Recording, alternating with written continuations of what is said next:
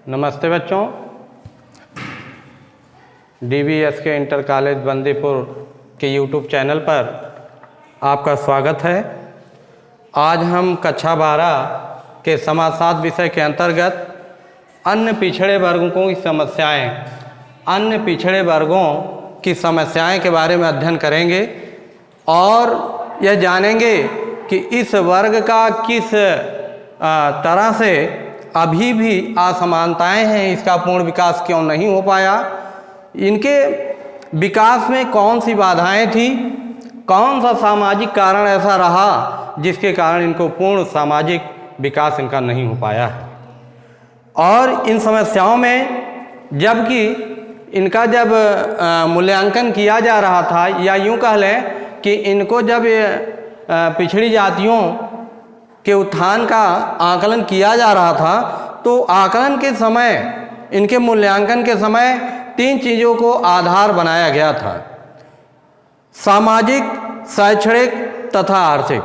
इन 3 चीज़ों से, सामाजिक, शैक्षणिक और आर्थिक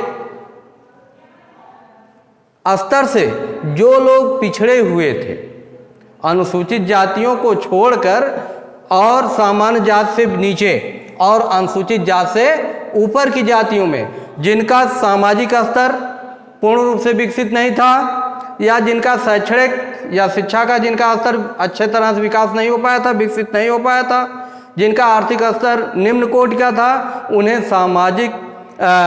उन्हें पिछड़े वर्ग के सूची में रखा गया, या यूँ कह लें उन्हें पिछड़ी जातियों का नाम दिया गया।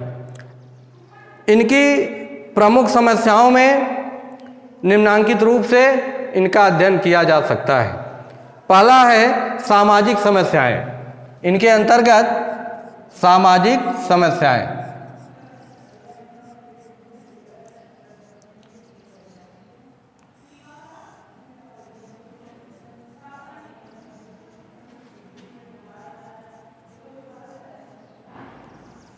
सामाजिक समस्याएं विभिन्न प्रकार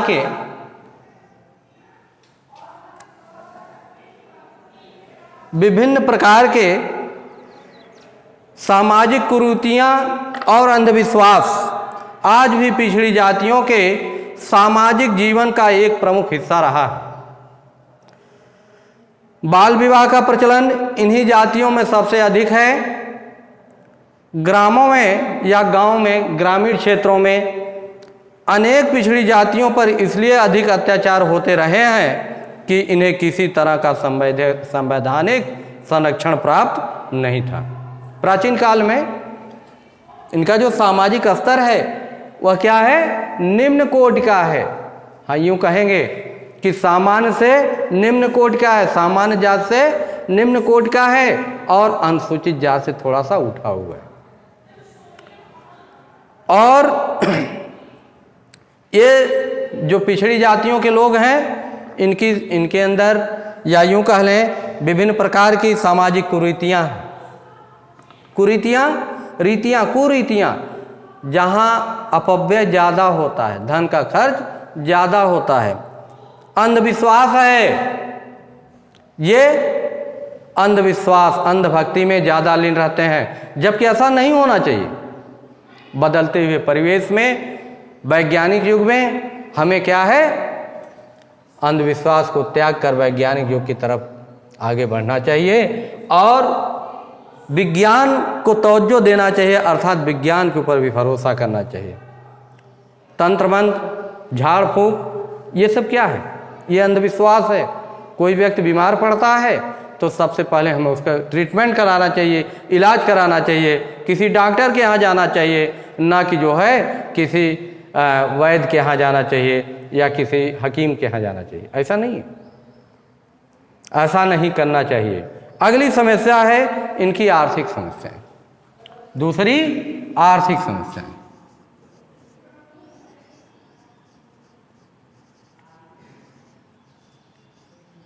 आर्थिक समस्याएं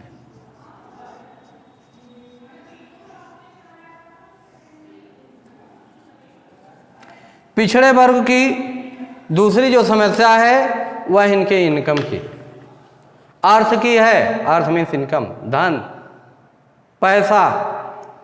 और अन्य पिछड़े वर्गों से संबंधित अधिकांश जातियां वे हैं जिनसे संबंधित लोग भूमिहीन श्रमिक, छोटे किसान, कारीगर, औद्योगिक श्रमिक अथवा मकानों के निर्माण करने जैसे कार्यों से संबंधित हैं।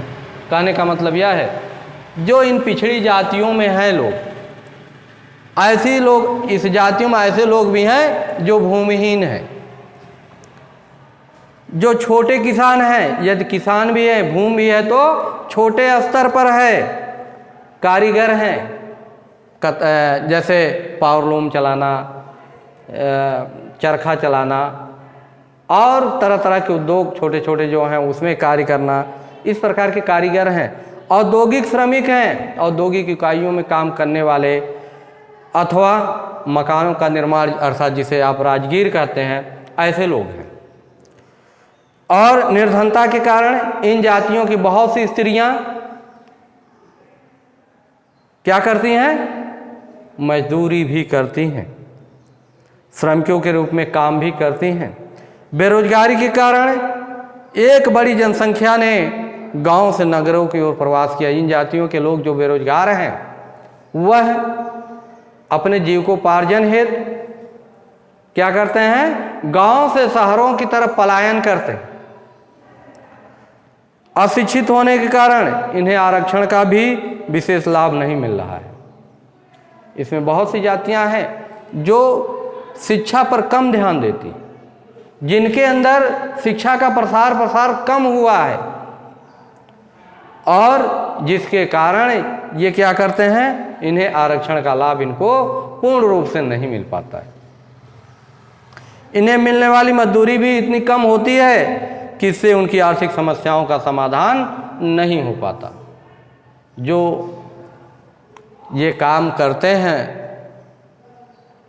और उस काम के बदले जो इन्हें पारिश्रमिक दिया जाता है वह कम है, और कम पारिश्रमिक मिलने के कारण इनका जो है आर्थिक विकास नहीं हो पाता, या यूँ कह लें इनकी आर्थिक समस्याओं का समाधान नहीं हो पाता है। अगला आता है आंतरिक असमानताएं। तीसरी समस्या है वह है आंतरिक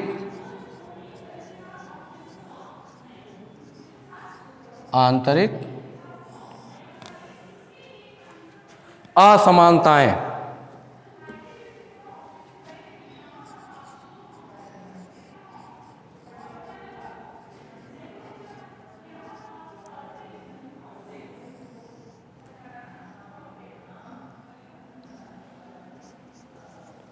आंतरिक असमानताएं, आंतरिक मीन्स बाह्य और आंतरिक दो चीजें हैं।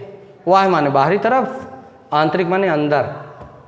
इन जातियों के अंदर भी कुछ समस्याएं हैं और विभिन्न राज्यों में अन्य पिछड़े वर्गों में जहां एक और सामाजिक और आर्थिक रूप से कुछ जातियां बहुत पिछड़ी हुई हैं, वहीं दूसरी ओर इसमें से उन जातियों को भी सम्मिलित कर लिया गया है जो आर्थिक और राजनीतिक आधार पर काफ़ी प्रभावशाली हो चुके हैं। हाल ही में एक सर्वेक्षण में यह पता चला है कि पिछड़े वर्गों को मिलने वाले आरक्षण का लाभ 70% लाभ केवल 4 या 5 जातियों में मिलता है। इनको जो आरक्षण दिया गया है संविधान की तरफ से, भारत सरकार की तरफ से, उस आरक्षण का लाभ इन पिछड़ी जातियों में, कितनी पिछड़ी जातियां बताए थे? 2399 पिछड़ी जातियों में जो भारत में पाई जाती हैं, लगभग 2400 पिछड़ी जातियां, उनमें से इन 2400 जातियों में से केवल 4 या 5 जाति ऐसी हैं जो आरक्षण का 70% लाभ लेती हैं। और इन 4 और 5 जातियों में मुख्य रूप से यादव, जिसे आप अहिर कहते हैं, यादव, दूसरा है कुर्मी, जिसे आप बर्मा के नाम से जानते हैं, नाई शर्मा जो दाढ़ी बाल बनाता है, और साहू, जिसे आप गुप्ता परिवार से संबंधित कहते हैं, या यूँ कह लें व्यापार करने वाला जो साहू होता है, गुप्ता जिसे बनिया कहते हैं, ये 3-4 जातियां ऐसी हैं जिन्हें 70% लाभ मिल चुका है। तो कहने का मतलब आंतरिक असमानताएं हैं। पिछड़ी जातियां तो बहुत से हैं, राजभर है, कुम्हार है, कोहार है, निषाद है, लेकिन इनको उतना लाभ नहीं मिला है इन 4-5 जातियों के अपेक्षा। और इन 4-5 जातियों में यादव हैं, कुर्मी है, राजपूत हैं, कुर्मी है, नाई है, साहू है, ये ऐसी जातियां हैं जिनका 70% विकास हो चुका है, या यूँ कह लें कि जो आरक्षण का 70% लाभ लेती हैं। जबकि इन्हीं जातियों में कुछ ऐसी भी जातियां हैं जिनका आज भी विकास पूर्ण रूप से नहीं हुआ, और उन जातियों में जिनका पूर्ण रूप से विकास नहीं हुआ, उन जातियों में आपका क्या नाम है, जैसे राजभर है, प्रजापति है, कहार है, निषाद है, और बहुत सी जातियां हैं जिसे संविधान का पूर्ण रूप से आरक्षण का लाभ नहीं दिया जा रहा है। अगला आता है पिछड़ेपन का राजनीतिकरण। चौथा पॉइंट,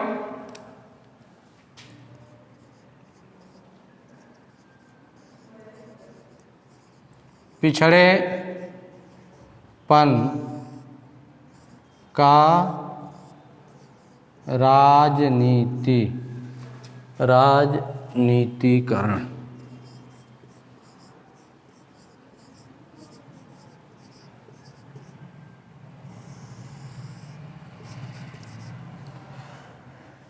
पिछड़ेपन का राजनीतिकरण।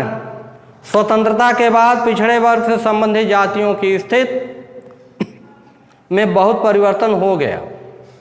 इसके बाद भी अन्य पिछड़े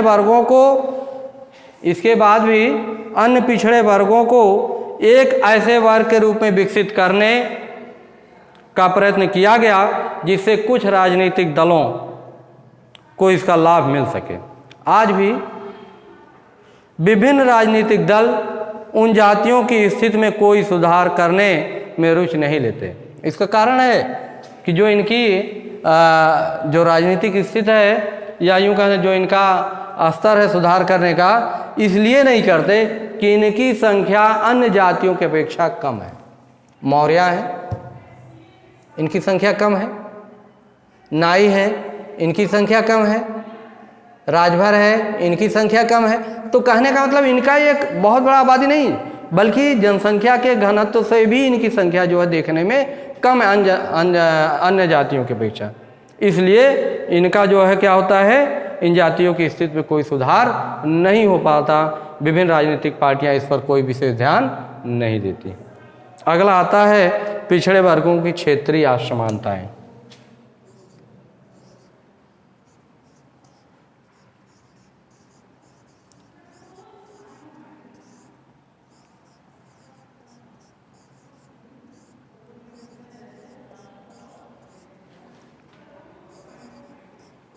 पिछड़े वर्गों की क्षेत्रीय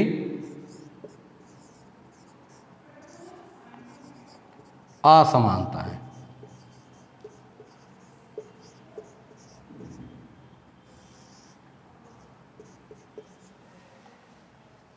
पिछड़े वर्गों की क्षेत्रीय असमानताएं कहने का मतलब यह है कि पिछड़े वर्गों से संबंधित एक ही जात किसी क्षेत्र में संपन्न है तो दूसरे क्षेत्र में वह बहुत अधिक पिछड़ी हुई। इन असमानताओं के कारण वास्तव में पिछड़ी हुई जातियों का चयन करना बहुत कठिन हो जाता है। अगला पॉइंट है पिछड़े वर्गों के चयन में विलंब। नंबर 6,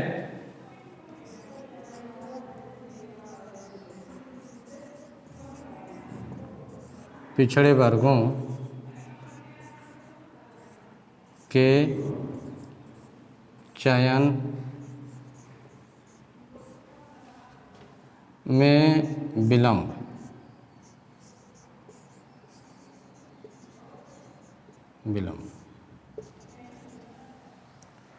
पिछड़े वर्गों के चयन में विलंब, अनेक राज्यों में अभी तक अन्य पिछड़े वर्गों की सूचियां तैयार नहीं हो पाई हैं। एक और जातीय, सामाजिक और शैक्षणिक रूप से वास्तव में बहुत पिछड़ी हुई हैं अथवा जिनकी संख्या सख्त कम है। जैसा कि हमने पहले बताया कि कुछ जातियां ऐसी हैं पिछड़ी जातियों में जिनकी संख्या कम है और उनका कोई राजनीतिक दबाव, और जनसंख्या कम होने के कारण उनका कोई राजनीतिक दबाव विभिन्न राजनीतिक पार्टियों पर नहीं हो पाता है। और दूसरी ओर अधिक संख्या वाले प्रभावशाली जात समूहों को पिछड़े वर्गों में शामिल करने के लिए सरकार पर दबाव पड़ जाता है। इस प्रकार पिछड़े वर्गों के साथ वास्तविक न्याय नहीं हो पाता। यह सच है कि जिनकी संख्या अधिक होती है वह विभिन्न राजनीतिक पार्टियों पर अपना दबाव देती हैं, अपने कार्यों के लिए, अपने हितों के लाभ के लिए वो क्या करती हैं, उन पर दबाव देती हैं। लेकिन जिनकी संख्या कम है वह ऐसा दबाव नहीं बना पाती, जिससे इनके विकास संभव नहीं है या विकास नहीं हो पाता, या यूँ कह लें कि इनके साथ वास्तविक न्याय नहीं हो पाता है। अगला पॉइंट है समस्याओं के निराकरण के लिए सुझाव।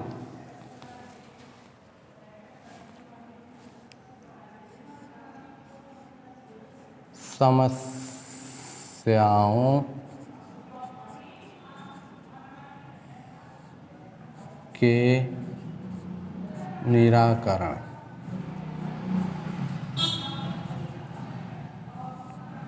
के लिए सुझाव।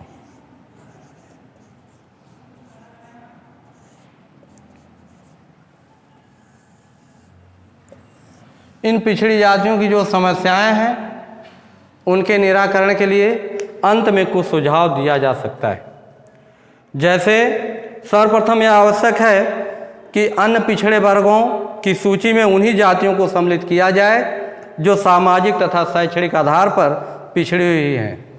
कहने का मतलब जिनका सामाजिक और शैक्षिक विकास नहीं हो पाया, ऐसी ही जातियों को जो है पिछड़ी जातियों में सम्मिलित किया जाए। और इस संबंध में किसी तरह का राजनीतिक दबाव इन पर ना हो। और दूसरा है पिछड़ी जातियों को विभिन्न व्यवसायों से संबंधित समुचित प्रशिक्षण और आर्थिक सहायता प्रदान की जाए।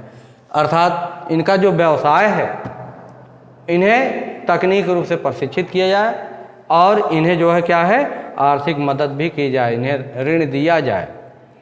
अगला है मुस्लिम तथा ईसाई समुदाय में जात विभाजन का कोई स्पष्ट रूप न होने के कारण इन समुदायों से संबंधित अन्य पिछड़े वर्गों के चयन में विशेष सावधानी रखनी चाहिए।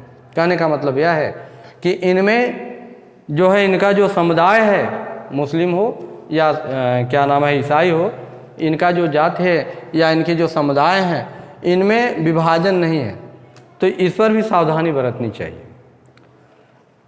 अगला पिछड़े वर्गों में सूची में लचीलापन होना आवश्यक है। इसका तात्पर्य है कि यदि किसी समय ऐसा महसूस हो कि अन्य पिछड़े वर्गों से संबंधित किसी जात का सामाजिक, शैक्षणिक और आर्थिक स्तर संतोषजनक हो गया है। कहने का मतलब यह है कि यदि किसी जाति का सामाजिक, शैक्षणिक और आर्थिक स्तर संतोषजनक हो चुका हो तो उन्हें पिछड़ी जातियों से अलग कर देना चाहिए। अगला है सर्वोच्च न्यायालय ने स्वयं यह स्वीकार किया है कि किसी विशेष जाति के सभी लोगों को एक वर्ग नहीं माना जा सकता। इसका तात्पर्य है कि यदि किसी क्षेत्र में एक विशेष जाति पिछड़ी हुई है तो केवल उसी क्षेत्र में उसे आरक्षण की सुविधा दी जानी चाहिए। कहने का मतलब यह है पिछड़ी जातियों में यदि कोई शैक्षिक रूप से पिछड़ा है तो शिक्षा में उसको आरक्षण देना चाहिए, आर्थिक रूप से पिछड़ा है तो आर्थिक रूप से उसे आरक्षण देना चाहिए, सामाजिक रूप से पिछड़ा हुआ है तो उसे सामाजिक रूप से भी शिक्षा आरक्षण मिलना चाहिए। कहने का मतलब यह है कि जिस क्षेत्र में वो पिछड़ा हो उसी क्षेत्र में ही उसे आरक्षण मिलना चाहिए। अंत में जो अगला पॉइंट है विभिन्न राज्यों में पिछड़े वर्गों की सूची कम से कम समय में तैयार करना आवश्यक है। जो भी पिछड़ी जातियां हैं, इनकी जो सूची है वह कम से कम समय में तैयार की जानी चाहिए। और आज सभी राजनीतिक दलों का यह नैतिक कर्तव्य है कि दलगत राजनीति से ऊपर उठकर सामाजिक रूप से शोषित जातियों के विकास पर विशेष बल दिया जाए। और आज का सिलेबस यही है। अगले सिलेबस के लिए अगले दिन, अगला पार्ट अगले दिन पढ़ाया जाएगा।